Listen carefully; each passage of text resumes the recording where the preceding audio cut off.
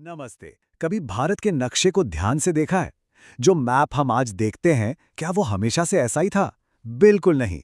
और इसके पीछे है हमारे संविधान की एक बहुत ही अनोखी, बहुत ही दिलचस्प शक्ति। आज हम इसी के बारे में बात करने वाले हैं।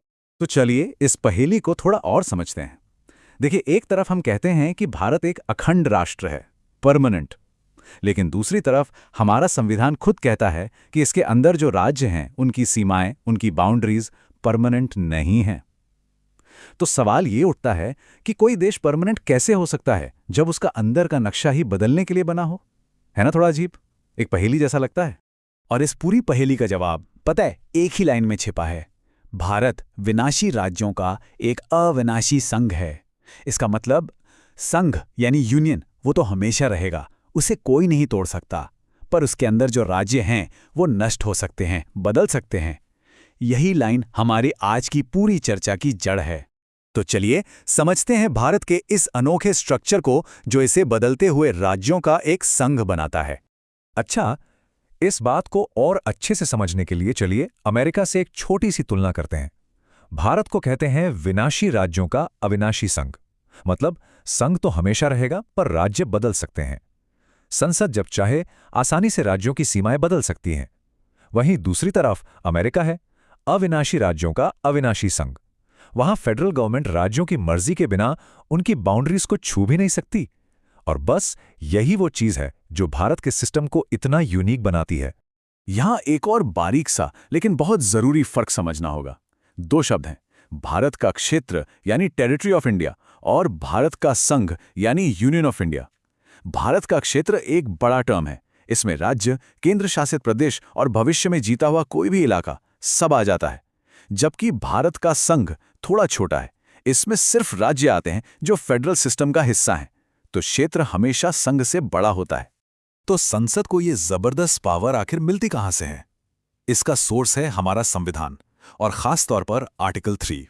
चलिए अब जरा इस आर्टिकल को थोड़ा करीब से देखते हैं।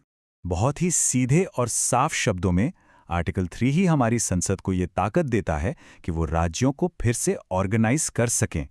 ये कोई छुपी हुई बात नहीं है, ये संविधान में बिल्कुल साफ साफ लिखा हुआ है। इस आर्टिकल के तहत संसद के पास पावर्स की पूरी लिस्ट है। वो किसी राज्य का थोड़ा हिस्सा निकालकर एक नया राज्य बना सकती है, किसी राज्य का एरिया बढ़ा या घटा सकती है, उसकी बाउंड्रीज में फेरबदल कर सकती है और यहां तक कि किसी राज्य का नाम तक बदल सकती है। तो सवाल ये है कि ये होता कैसे है, इसका प्रोसेस क्या है?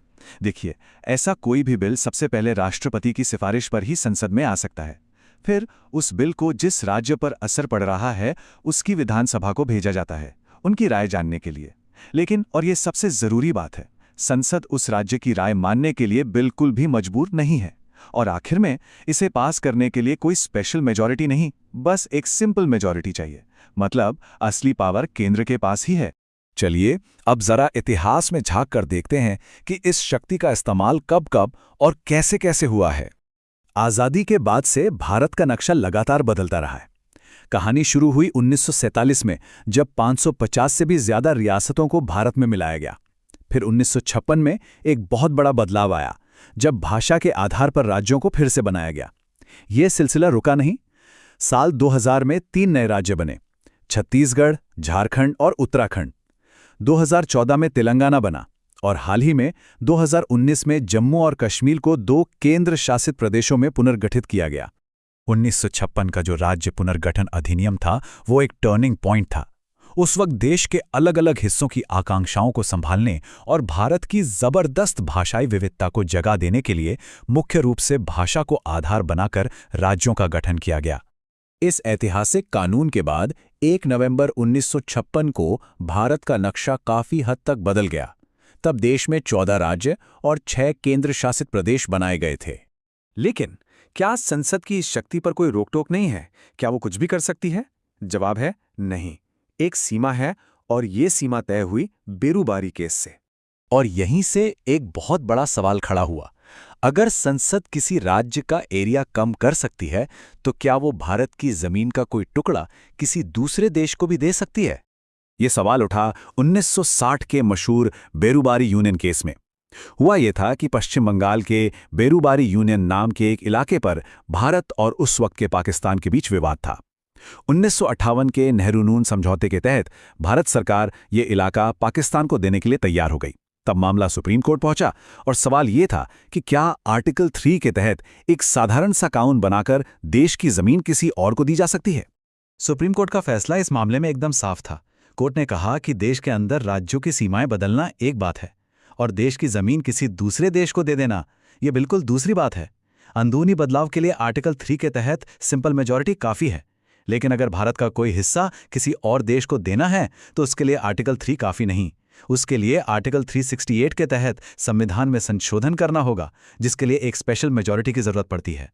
इसी फैसले का नतीजा था कि पाकिस्तान के साथ हुए समझौते को लागू करने के लिए सरकार को संविधान में 9वां संशोधन करना पड़ा और इसने एक नज़ीर पेश कर दी कि भारत की अंतर्राष्ट्रीय सीमाओं को बदलना कोई बच्चों का खेल नहीं है। तो चलिए अब वापस आज के समय में लौटते हैं और देखते हैं कि इतने सालों के बदलाव के बाद आज भारत का नक्शा कैसा दिखता है। सोचिए, 1956 में जहां सिर्फ 14 राज्य थे, वहीं आज भारत में 28 राज्य हैं।